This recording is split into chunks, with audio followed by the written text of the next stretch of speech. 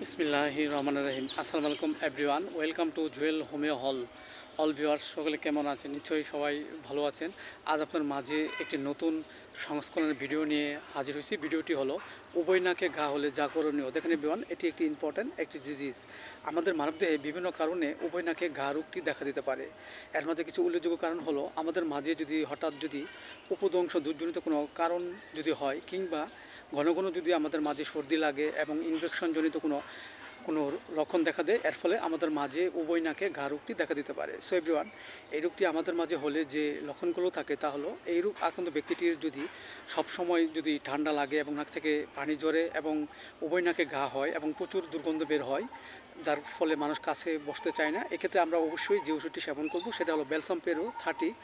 আমরা 2 ফোঁটা করে সকাল বিকাল 2 বার সেবন করতে পারি। এছাড়া এই রোগ আক্রান্ত ব্যক্তিটির মাঝে হঠাৎ যদি এক এবং উভয় নাকে যদি ঘা হয় এবং প্রচুর ব্যথা করে, এক্ষেত্রে অবশ্যই আমরা যে ওষুধটি সেবন করব সেটা হলো ল্যাকেন 30। আমরা 2 ফোঁটা করে সকাল বিকাল 2 বার সেবন করতে পারি।